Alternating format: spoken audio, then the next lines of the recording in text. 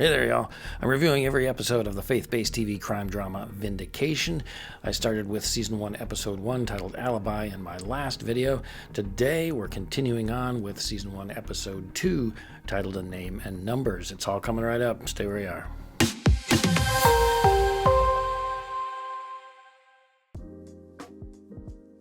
Hey there, y'all. Welcome back to Afterthoughts. Tim Risto here, host of the Creative Christians podcast.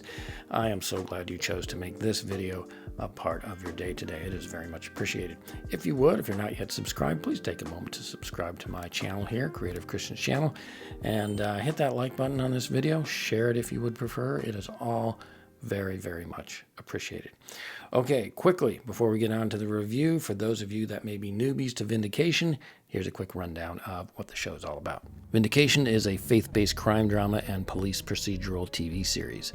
Each episode presents its share of moral and ethical complexities that are told through the lens of the Christian faith. The faith elements are organic to the story, and the spiritual issues the show raises are very interesting. Part of the lure of the show is excelling in the art of the subversion of expectations, attempting to get you thinking the solution might be in one direction when the solution is actually in the entirely different direction, not exactly what you would expect. Which, when you think about it, is the actual definition of subversion of expectation. Detective Gary Travis, played by Todd Terry, is a criminal investigator in the small town of East Bank, Texas, suburb of Dallas, whom we follow through these stories. The investigations are seen through his point of view as he attempts to solve the mystery at hand. The series starts out more episodic and grows into a more character arc-driven show as it progresses. Warning, I will be talking details of the story from the episode itself, so spoilers ahead, proceed at your own risk. I will go ahead, though, and warn you before I reveal the final ending spoiler, so you can choose to skip that part of the video if you would prefer. A Name and Numbers opens in a hospital waiting room.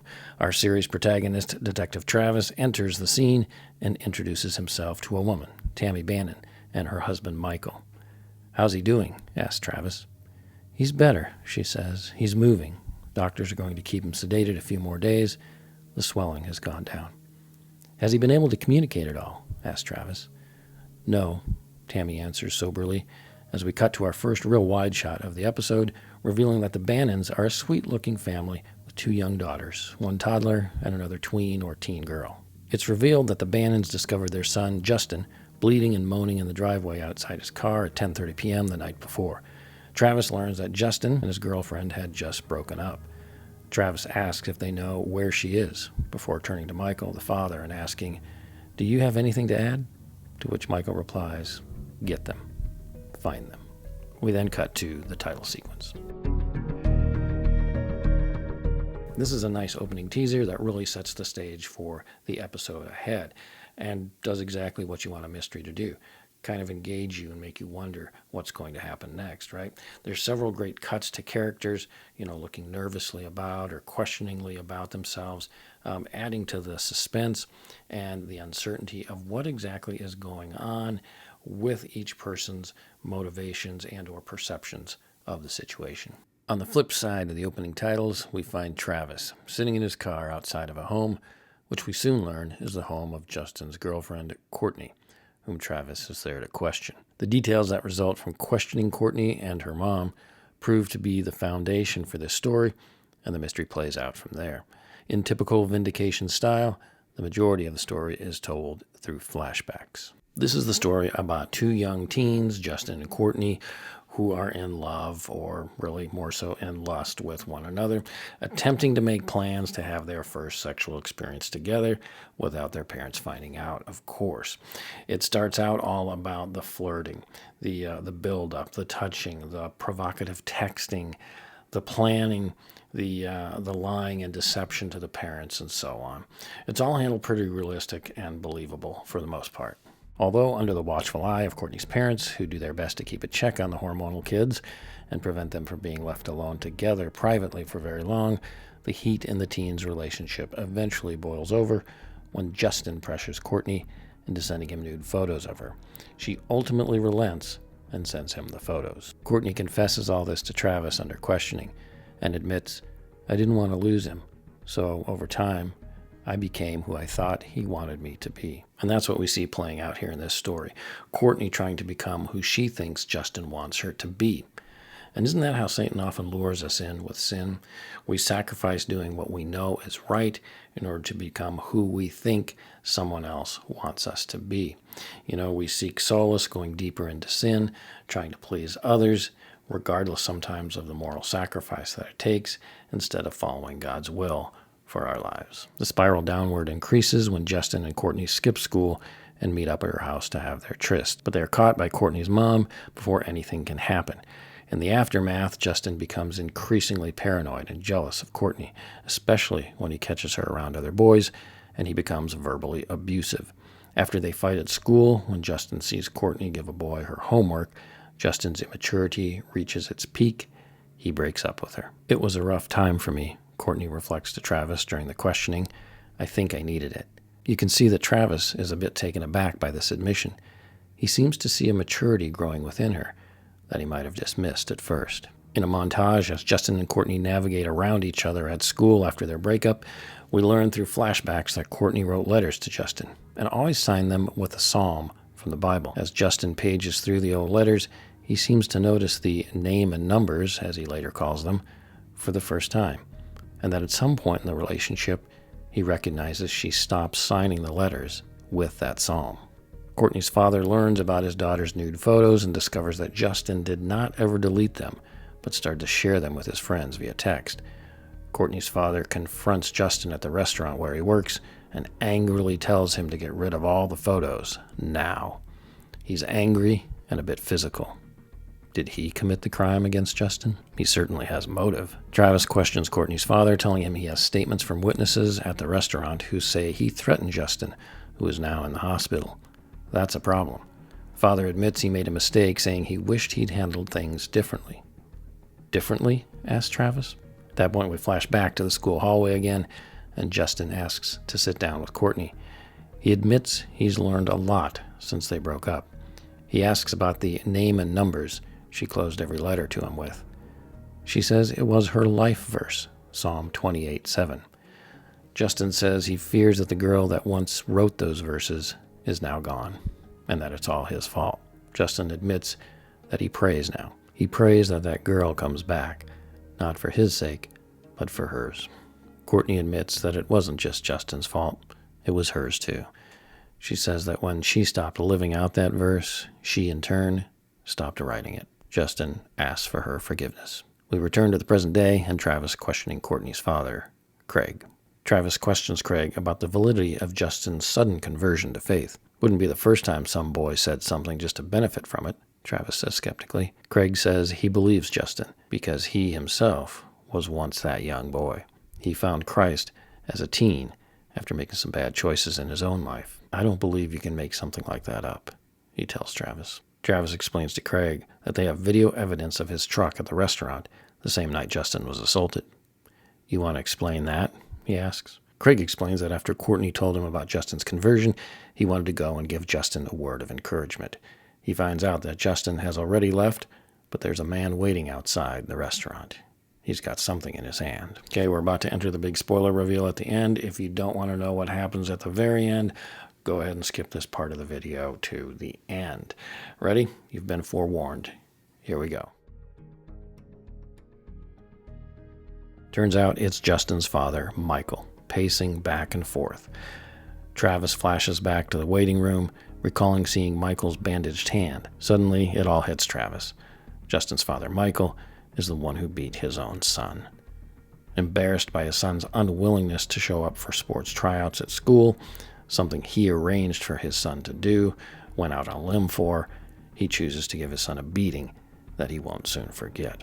Michael's statement back at the beginning in the waiting room to Travis, "Get them," was intended as a red herring, hoping to lead Travis's investigation to look for more than one person right from the start. The ending shows Courtney writing a letter to Justin, explaining that she does forgive him, and that while they've agreed to keep their distance from each other, she hopes that his body, his health, and his family are all one day restored.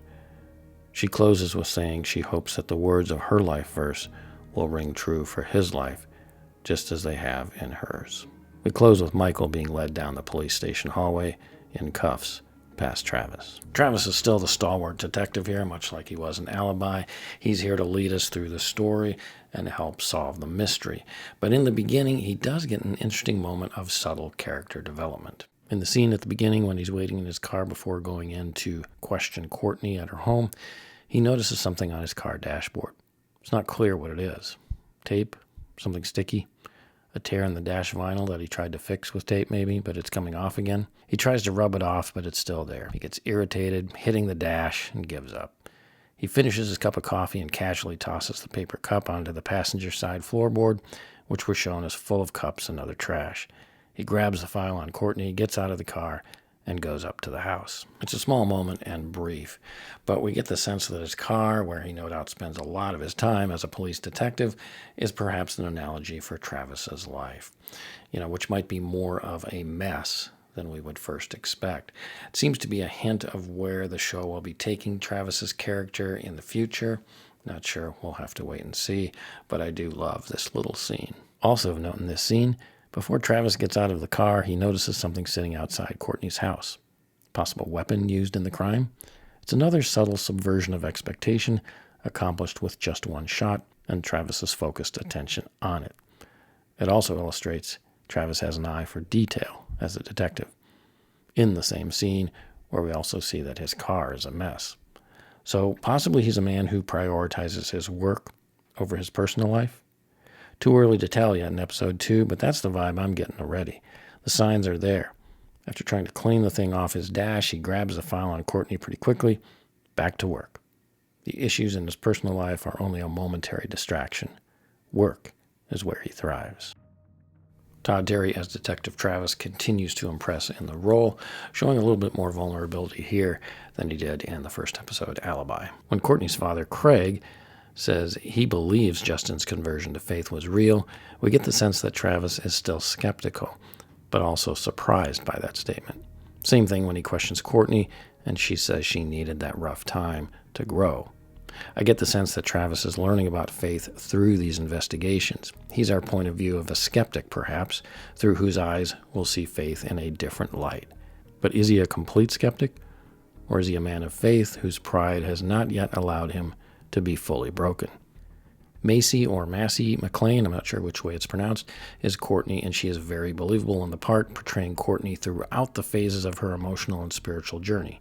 Kind, funny, happy, cautious, flirtatious, impulsive, even a bit reckless, then somber, sad, and reflective.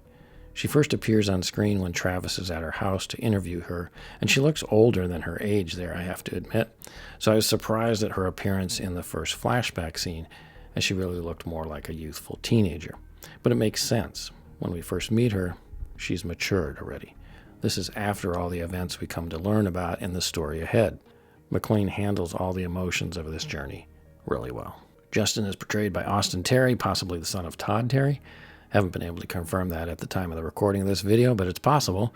I do see Austin is a graduate of the University of Texas. Hook 'em horns, Justin. Production quality here is a big step up from Alibi, the previous episode. It's clean looking, shot well, has a good camera movement throughout, and lots of nice shallow depth of field. Ron Gonzalez is back as DP. The settings and locations are good and fit the story well. Sound design is very nice. Lighting is bright and natural looking. Colors are vivid. When I first watched this episode, I was like, okay, yeah, another episode about teens and sexual promiscuity. But it is a very relevant and bold topic, especially for a faith-based TV series and one that was just getting going at this point. So, they risk alienating the more sensitive part of their audience in tackling this subject matter so early on in the series. But it's done well, not in any graphic way, and it addresses some very important aspects around this issue. So I found it to be very, very good in that regard. But this episode also tackles much more. The role of intimacy in a relationship, of course, promiscuity, like we talked about, waiting for sex until after marriage, parents' roles in guiding their teens and their kids through the topic of sex. Responsibility for our actions is a big part of this, which actually leads into one of the more interesting topics that I found kind of came out of my reflecting on this episode after a little further review. And that's the issue of technology and its impact. Courtney handwrites letters, even admitting at one point that it's kind of old-fashioned, but she finds it more personal. While Justin texts and uses fast-moving technology to, share those photos of Courtney, which pulls more people more quickly, into the tragic events of their personal life. More so than a handwritten letter would ever have. It's a bigger impact. And it's a statement on personal responsibility, ethics, morals, and the temptations of abusing technology in ways that harm others. Which brings me to my main point about this episode.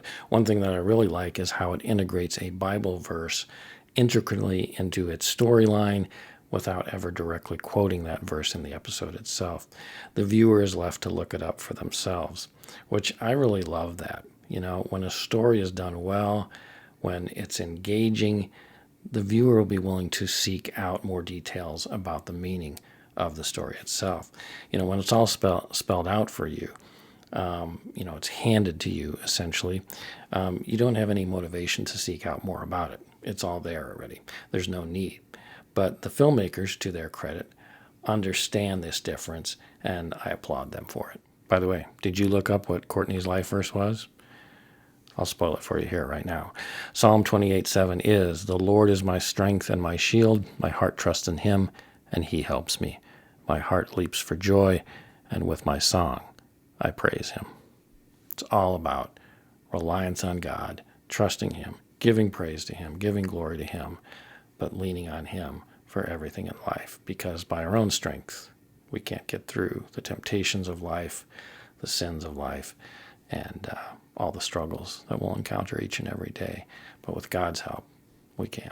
All right, there you got it. A name and numbers. What did you think of the second episode of Vindication? Have you had to deal with this subject matter with your kids? Have you been in this situation? How did you deal with it with your children?